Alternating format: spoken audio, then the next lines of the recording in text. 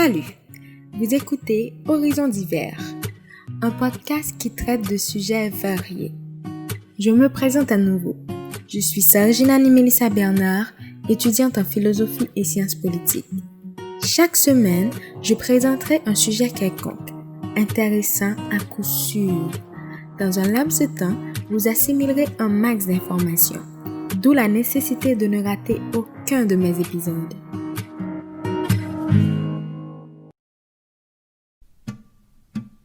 Nous sommes aujourd'hui à notre deuxième épisode.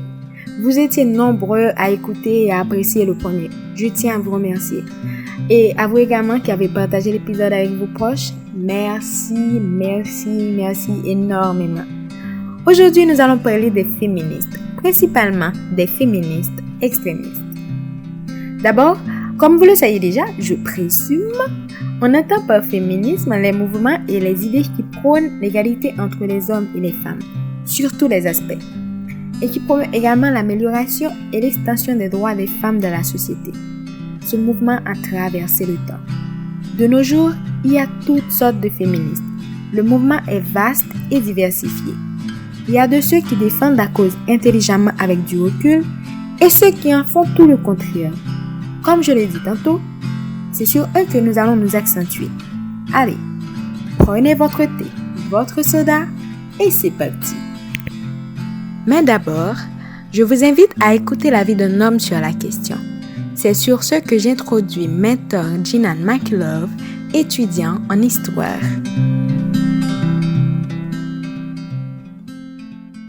Les féministes extrémistes exagèrent, vraiment. On dirait qu'ils sont anti-hommes. Ils vont jusqu'à attaquer les hommes eux-mêmes.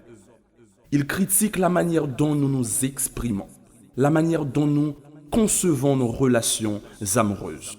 Grosso modo, la manière dont nous nous comportons. Le problème avec tout cela, c'est que si nous faisons exactement pareil, genre les critiquer de la sorte, on nous qualifierait de misogynie. Faut arrêter ces exagérations. On ne met pas fin à des injustices en créant d'autres. Il est temps qu'ils arrêtent de nous déstabiliser. Nous te remercions, Mentor. Maintenant, il est grand temps que nous entrons dans le vif du sujet. Partout, sur les plateaux de télévision, dans les radios, dans les sketchs, le débat féministe agace sérieusement les hommes de nos jours. Ils sont nostalgiques d'eux-mêmes qui, à un moment donné, ne faisaient pas face à toute cette vague. Ils sont embarrassés face à tant d'attention portée aux droits des femmes. Ils se sentent on ne peut plus oppressés. Les hommes rentrent désormais dans une perspective de déstabiliser ou encore de ridiculiser tout débat sur le féminisme. Ce qui ne serait pas pourtant arrivé sans cette pression des extrémistes.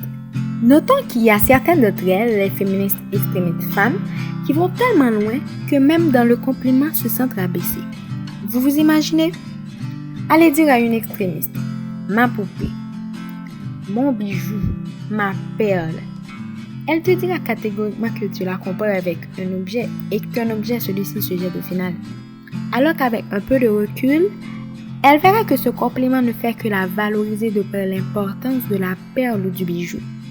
Autre exemple, il y a ces féministes, les fémènes qui prennent plaisir à marcher seins nus dans les endroits publics, devant les églises, les mosquées, dans la rue, etc. Quelle leçon doit-on tirer de ces actions? Leur nudité?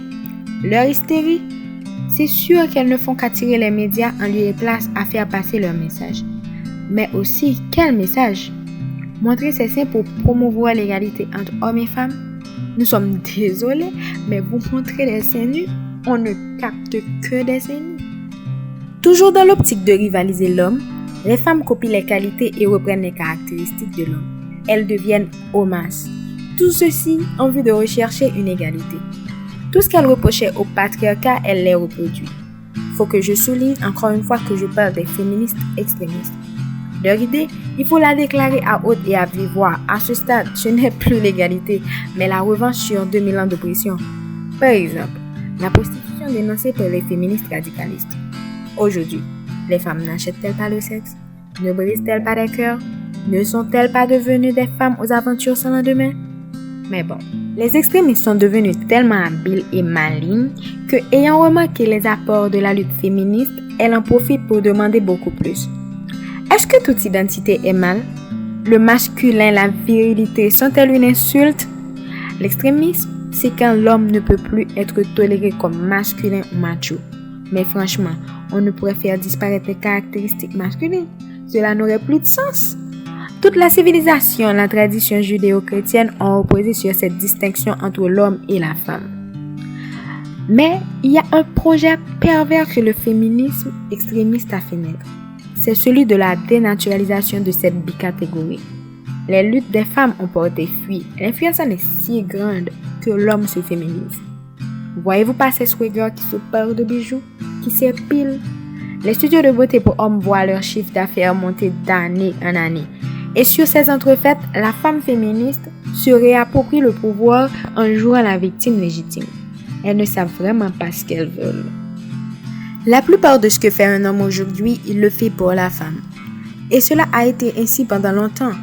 L'homme s'est souvent inscrit dans l'entreprise du faire plaisir. Ses efforts ont pour la plupart été convergés au bonheur de sa famille, alors sa femme et ses enfants. Donc, pourquoi doit-on brader leurs efforts uniquement au but ultime du sexe? Comment équilibrer sans molester personne? Les extrémistes, ils exagèrent trop à mon avis. Ils vont beaucoup trop loin. Leur action dénature et caricature le combat féministe. Bien sûr, je suis pour l'égalité du travail, du salaire, de l'éducation, des opinions culturelles et politiques. Mais de là à vouloir humilier les hommes au nom des injustices passées ou encore à sa dévirilisation, c'est de l'absurdité crue. Certains combats féministes nous laissent pour la plupart perplexes. Le féminisme ne peut pas être la guerre aux hommes. Il ne peut pas être présenté comme un combat de femmes mené contre les hommes. Quel sens cela aurait-il? Il y a bien des hommes féministes, non? À mon avis, que tu sois homme ou que tu sois femme, tu es unique. On ne doit pas jouer de l'autre. Il n'y a pas de meilleur entre hommes et femmes. On doit évoluer sa personne et la rendre meilleure. Meilleure, pas par rapport à quelqu'un d'autre ou encore plus loin avec un autre sexe, mais surtout par rapport avec celui qu'on était hier. Je ne dis point que le féminisme n'a plus sa place dans le monde. Mais je dis plutôt que le mouvement doit défendre des causes plus intelligemment et avec beaucoup plus de recul. Il est temps que nous arrêtons ce face-à-face débile et que nous marchions ensemble vers une meilleure société. En plus d'être féministe, soyez humaniste.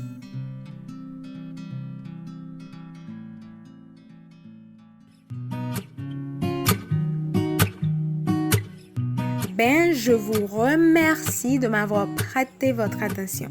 Pour ne rater aucun épisode, abonnez-vous au podcast. Partagez le lien surtout. Téléchargez l'épisode et commentez. J'attends patiemment vos retours. Sur ce, je vous dis bye et vous donne rendez-vous au prochain numéro. Prenez soin de vous.